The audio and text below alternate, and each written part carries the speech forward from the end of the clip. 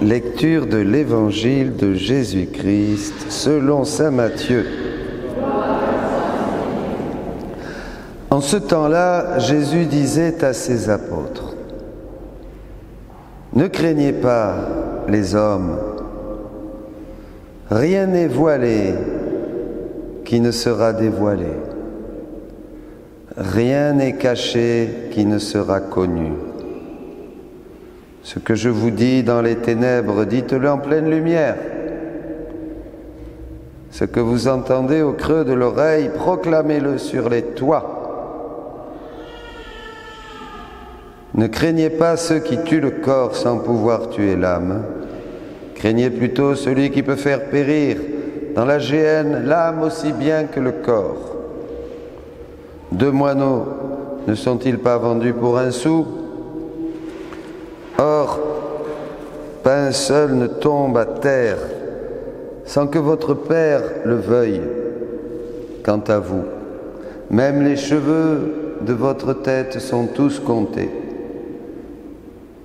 Soyez donc sans crainte, vous valez bien plus qu'une multitude de moineaux. Quiconque se déclarera pour moi devant les hommes, moi aussi, je me déclarerai pour lui devant mon Père qui est aux cieux. Mais celui qui me reniera devant les hommes, moi aussi, je le renierai devant mon Père qui est aux cieux. » Acclamons la parole de Dieu. Louange à toi, Seigneur Jésus. Alléluia.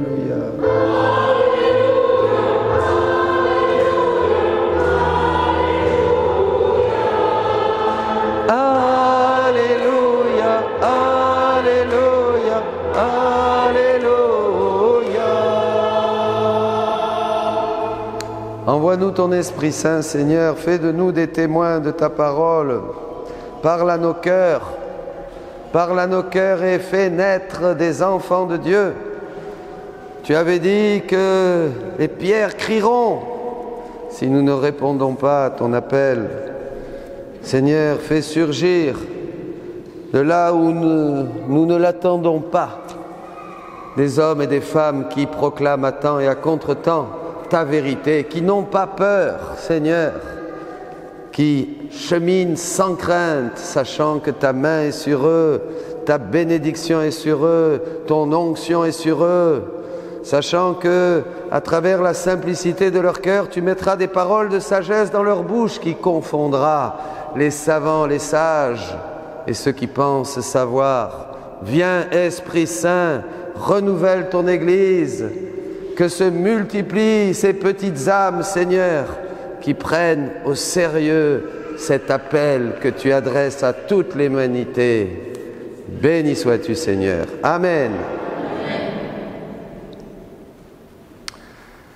Alors, si Jésus était là, vous le croiriez ? Je ne sais pas si je le croirais, moi. S'il y avait vraiment Jésus aujourd'hui, et comme on disait, tout ce qu'il faisait, peut-être que je ferais comme certaines femmes de son temps. Tu ne vas pas suivre ce fou, ce révolutionnaire, ce malade. Reste, mon fils, dans la tradition.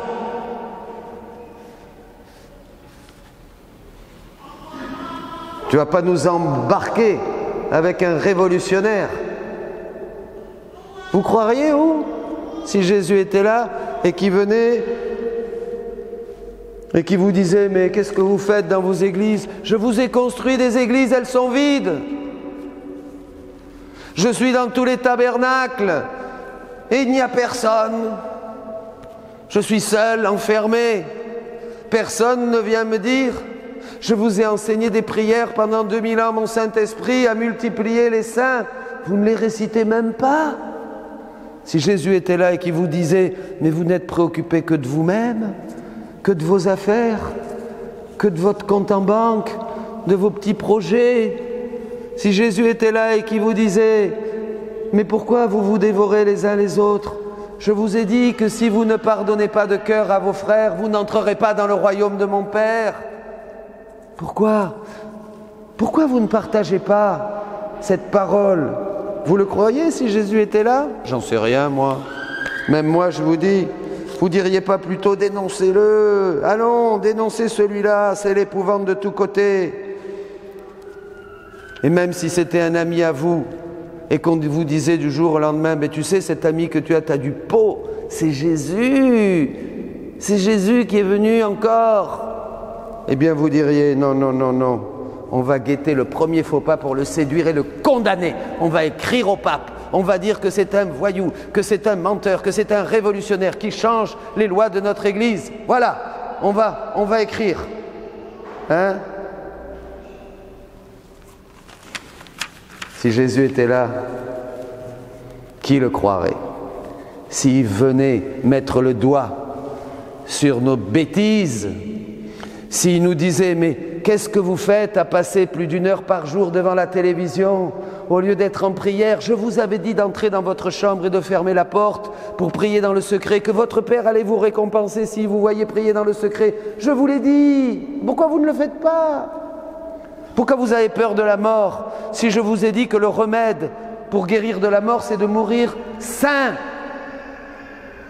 Pourquoi vous avez peur de la maladie? Je n'ai pas guéri toutes les maladies. Je vous ai donné le remède pour guérir de la maladie, en vous sanctifiant et en rendant grâce à Dieu justement pour le même don de la maladie qui vous fait grandir en sainteté. Pourquoi vous voulez tous être en bonne santé? Je n'ai pas guéri tout le monde. Je n'ai pas guéri tout le monde.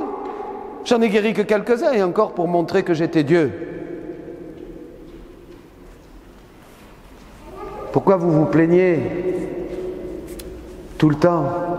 Pourquoi vous ne prenez pas les contradictions? J'ai donné le remède. J'ai dit, prenez votre croix tous les jours et suivez-moi. Vous serez à mon école et vous serez doux et humble de cœur. Pourquoi vous n'écoutez pas? Voyez, les remèdes que nous a donnés Dieu, on ne les prend pas, ça n'intéresse personne. Ça n'intéresse pas.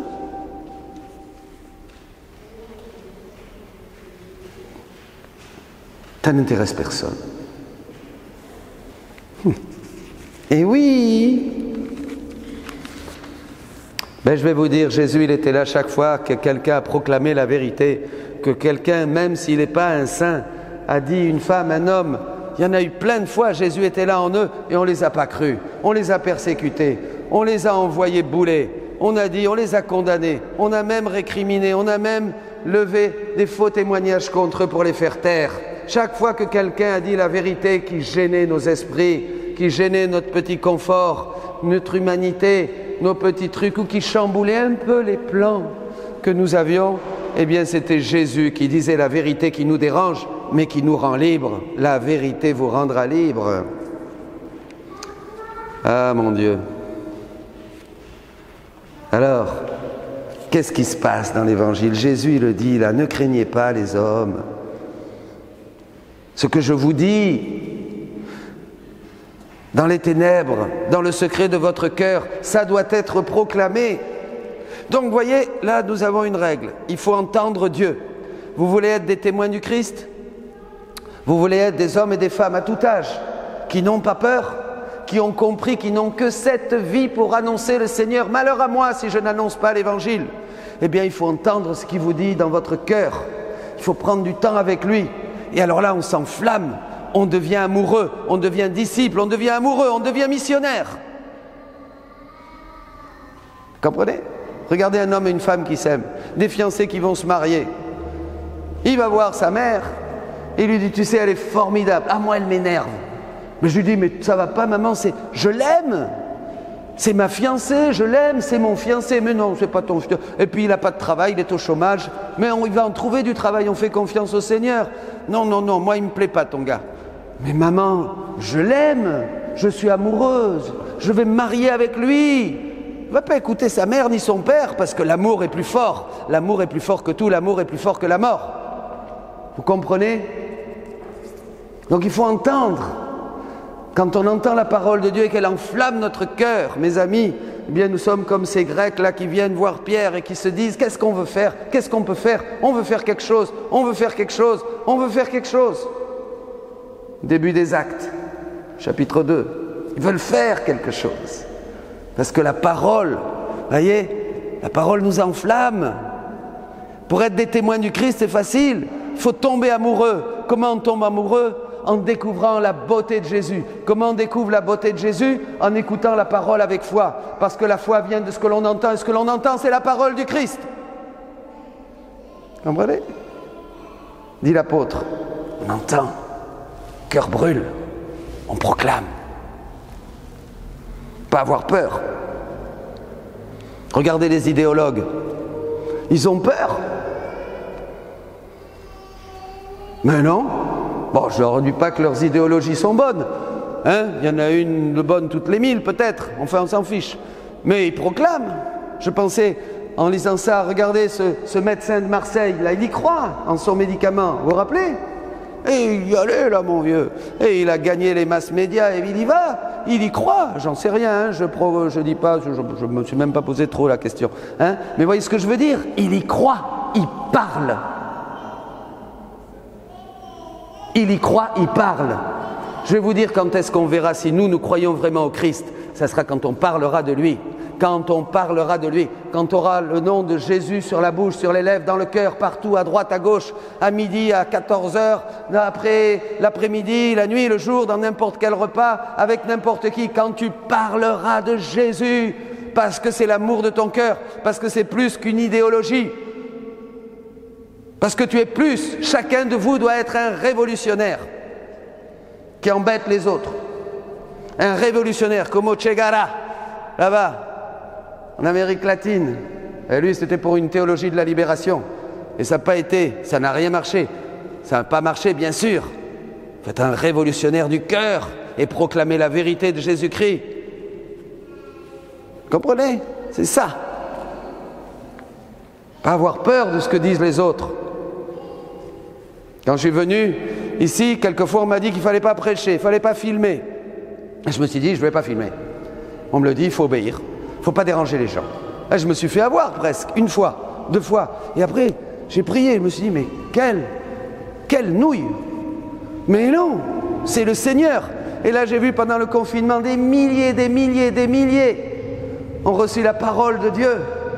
Et des conversions et des témoignages. On n'arrive plus, mes amis, à écrire. Elles sont 4 secrétaires pour répondre aux mails et aux témoignages. Des gens disent n'arrêtez plus. Et ça a été des cris et des grincements dedans. Quand on a dit ben non, on ne va pas pouvoir, on ne va pas continuer les messes. Je pensais faire ça 15 jours, ça a duré 73 jours. Vous imaginez, pour tous les jours. La parole de Dieu a gagné les cœurs, des cœurs ont été enflammés. Donc il fallait écouter le Seigneur, il fallait entendre ce que j'avais dans mon cœur et le proclamer et le dire et l'annoncer sans peur, sans écouter, rien, aucune contradiction. Quand on arrive dans un endroit, que vous êtes nouveau comme à Jésus, on vous dit ce qu'il faut faire. Jésus, ici tu t'assois à la synagogue, là tu te lèves, tu feras la première lecture, pas plus. Non, ça suffit, tais-toi maintenant. Allez, maintenant rentre chez toi, pas de miracle, c'est le Shabbat. On ne fait pas de miracle. Le jour du sabbat. On ne fait pas de miracle. Non, mais il est malade, il souffre, il va mourir. On ne fait pas de miracle. On ne fait pas le bien le jour du sabbat. Ah, bon, mais d'accord. Hein? Pareil dans nos paroisses. On va vous dire ce qu'il faut faire, ce qu'il ne faut pas faire. Ce qui est bien, ce qui est mal. C'est plus le prophète, c'est plus Jésus qui a raison. C'est le peuple. D'ailleurs, le peuple, qu'est-ce qu'il a fait? Ils l'ont crucifié. Vous voyez comme c'est absurde. En fait, il perdait tout, puisque tout était accompli dans la mort de Jésus. Mais ça, ni le diable le savait. S'il avait écouté le peuple, Jésus, le diable qui parlait à travers la bouche d'un juif lui a dit « Si tu es le Fils de Dieu, descends de la croix et montre-nous et sauve-nous et sauve-toi toi-même et sauve-nous. » Si Jésus avait fait ça, eh bien vous ne seriez pas là, il n'y aurait pas d'église. Heureusement qu'il n'a pas écouté le peuple. Parce qu'à travers le peuple, à travers ce gars-là, c'était le diable qui parlait. Parce que Jésus, il ne disait pas descends de la croix, je vais descendre de la croix. Non. Il disait, viens-toi sur la croix. Et moi, je vais te donner la vie, je vais te guérir. Le diable disait, descends de la croix. Et Jésus disait, mais non, venez sur la croix, mes amis, venez. La croix, c'est la vie. La croix, c'est l'amour. La croix, c'est la lumière. La croix, c'est le seul trésor que vous avez sur cette terre. La croix va vous conduire au ciel où vous serez heureux éternellement. La croix va vous faire embrasser tous mes mérites et vous allez diffuser ma grâce partout. Vous devez être tous des prophètes. Regardez maintenant avec les missionnaires de la divine volonté. Si j'avais écouté, il ne fallait pas parler de la divine volonté. Ah non, qu'est-ce que c'est nouveau? Ben oui, c'est nouveau. Mais en fait, ce n'est pas nouveau. Ça existe depuis toujours. Ce qui est nouveau, c'est Jésus-Christ mort et ressuscité. La divine volonté, ça n'a rien de nouveau, puisque c'est ça. C'est elle qui a tout créé, qui agit partout dans la création, dans la rédemption, dans la sanctification. Elle est partout, elle est en tout, elle est en nous, elle nous donne le mouvement, la vie, l'être, tout. Il ne fallait pas en parler. On ne pouvait pas le savoir, Jésus n'avait pas dit. Maintenant que s'il l'a dit, il faut le dire. Les gens ont le droit de savoir. Et les gens sont contents, ils se convertissent. Justement, même pas. Ceux qui se convertissent, en plus, je vais vous dire, c'est extraordinaire. Ce sont des gens qui ne sont pas très proches de l'Église ou qui avaient arrêté d'aller à l'Église. Ils reviennent parce qu'ils disent ça nous enflamme. Ça, c'est du feu. Si on écoutait les uns les autres, on dirait, mais non, attention, vous allez créer une secte. Une secte, une secte, quand on parle de quelque chose que Jésus est en train de révéler, quelque chose que Jésus avait révélé dans l'Évangile et qu'on n'avait pas vu parce qu'on était aveugle et on ne voyait rien et qu'il fallait attendre que Jésus le dise. Il y a des choses on ne peut pas le savoir puisque Jésus ne nous l'a pas dit encore. Ou on n'a pas compris, c'était dans l'Évangile, mais c'était caché. Ce qui était caché, criez-le, dit le Seigneur. Ce qui était caché, mais c'est caché pourquoi? Parce que j'ai des yeux pour ne pas voir, des oreilles pour ne pas entendre, dit le Seigneur. Il faut que ton cœur, tes yeux, tout s'ouvre au Christ. Alors là, tu vas entendre. Le problème de l'ouïe spirituel et de la vue, qu'est-ce que c'est? C'est parce qu'on n'a pas donné notre vie au Christ. Alors comme on n'a pas donné notre vie au Christ, on est bouché. Comprenez? Il y en a souvent qui cherchent la volonté de Dieu. Je disais hier à des sœurs, à des religieuses qui étaient venues me voir. Elles ne savaient pas. On ne savait pas. On ne sait pas. Qu'est-ce qu'il faut faire? Qu'est-ce qu'il faut faire? Il faut d'abord donner sa vie au Christ. Alors là, ça débouche. Ça débouche les oreilles, ça débouche les yeux. Ça nettoie. Le cœur est pur. Et on voit clairement ce qu'il faut faire. Et on est content. Parce qu'on fait la volonté de Dieu. Mais tant qu'on ne s'est pas vraiment donné au Christ, tant qu'on n'a pas donné la première place à Jésus dans sa vie, matin, midi et soir, tant qu'on ne médite pas la parole de Dieu, tant qu'on n'est pas immergé dans une vie de prière, tant qu'on n'est pas missionnaire, tant qu'on n'est pas disciple, amoureux, pour annoncer aux frères et sœurs la vérité de Jésus, vous vous embêterez dans les églises. Hein. Et dès qu'il y en aura un qui voudra un peu parler de Jésus, hop, on essaiera de le zigouiller. Et c'est ce qu'on a fait avec Jésus, c'est ce qu'on a fait avec les prophètes. Vous avez tué les prophètes, Jérusalem, Jérusalem. Combien de fois j'ai essayé de te rassembler, toi qui tues les prophètes, qui tues mes prophètes. C'est ça le témoignage révolutionnaire de l'amour. Une nouvelle génération. Le Saint-Père Saint Jean-Paul II l'avait promis au début de ce 3e millénaire. L'Esprit Saint veut enrichir l'Église d'un nouveau don, d'une nouvelle et divine sainteté. C'est pour maintenant. Écoutez-vous tous qui êtes là et tous qui regardez. C'est maintenant le moment de vous décider. Le compte à rebours commence. Décidez-vous à l'amour. N'ayez pas peur, vous êtes tous capables de faire de grandes choses. Ne restez pas cantonnés dans vos petites prières, vos petites habitudes, vos petites querelles de clocher. Allez-y, proclamez l'amour. On est sorti, on sort de ce confinement. Pourquoi? Pour crier que Jésus est le Seigneur. Jésus est le roi des rois. Jésus est le roi de mon cœur. Et comme disait cet évêque, Monseigneur Rabine, un jour, nous a dit en frappant sur le boum, comme ça, devant tous, je vais passer le reste de ma vie à annoncer Jésus-Christ. C'était beau ça. Ah, j'avais aimé ça. Un évêque qui fait ça, là, ça a bougé, là. Hein? Quand est-ce que Dieu sera au centre de nos conversations? Jésus dit à Louisa, vous me sortez des églises, vous me sortez des écoles, ça c'est le cas de le dire, vous me sortez de tout, vous me sortez de vos conversations, vous me sortez de partout, vous tuez mes prêtres, vous videz mes églises.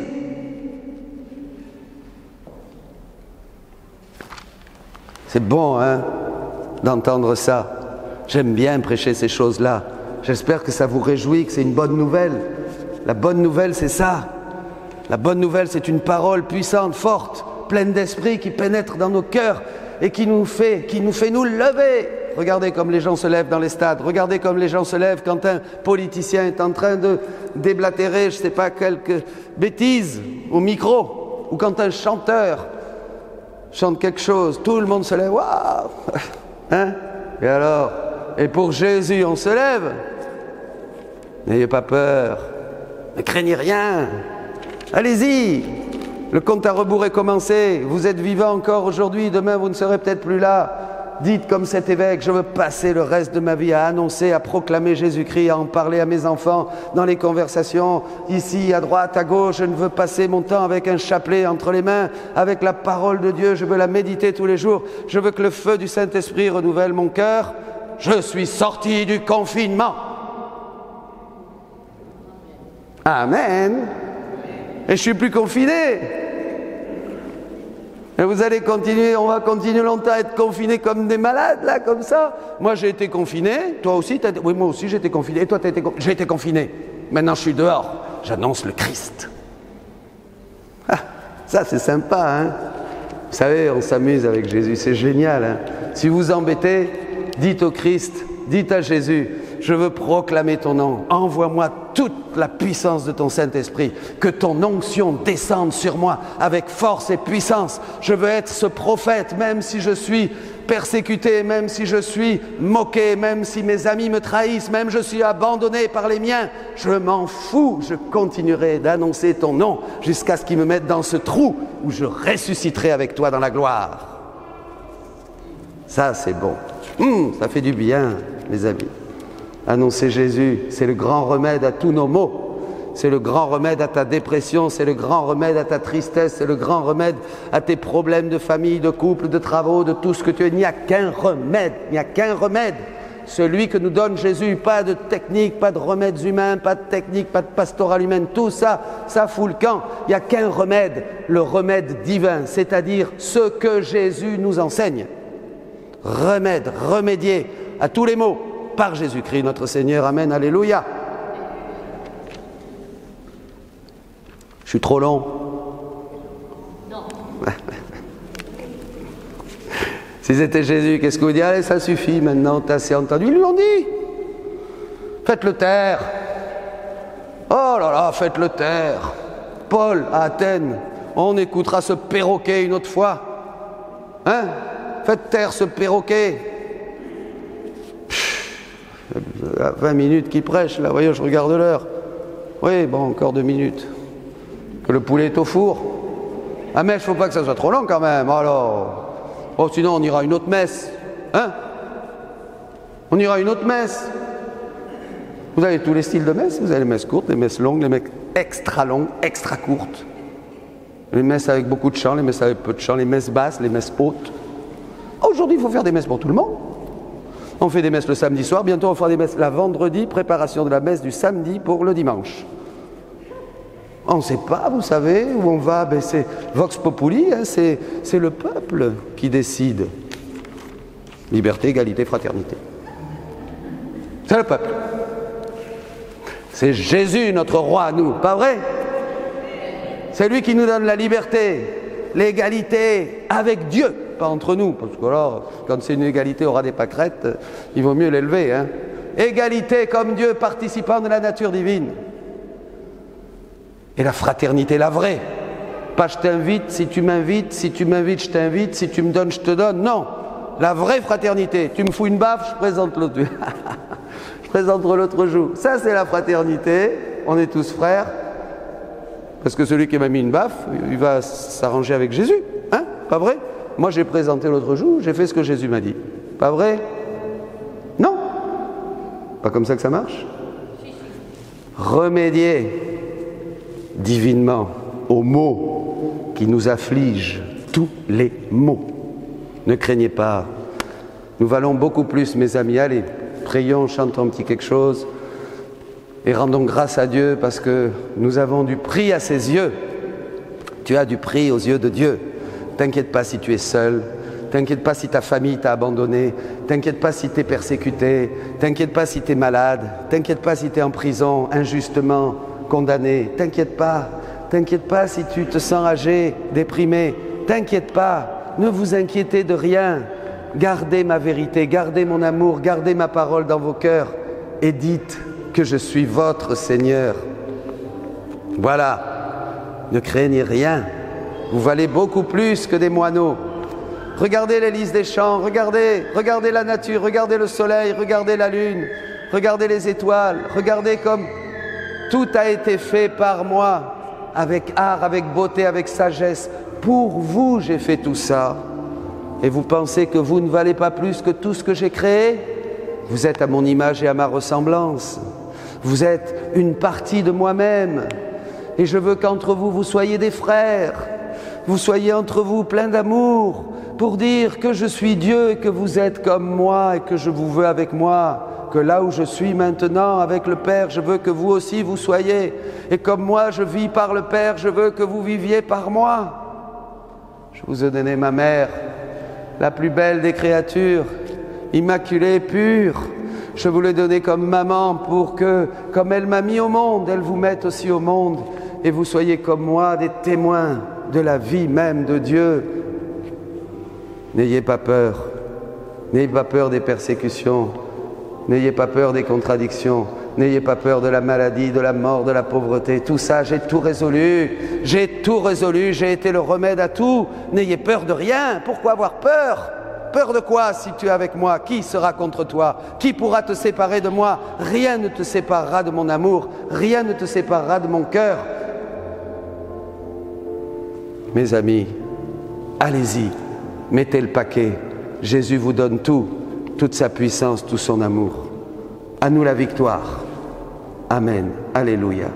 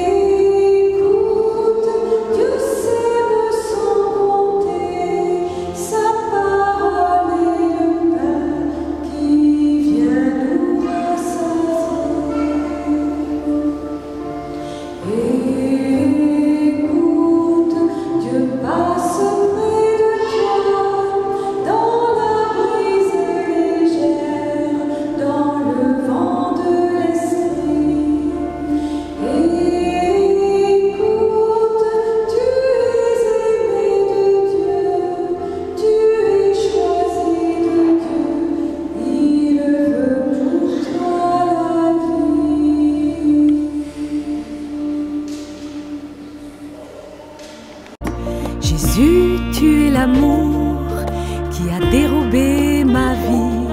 Je reste seule et je gémis, je ne veux que toi.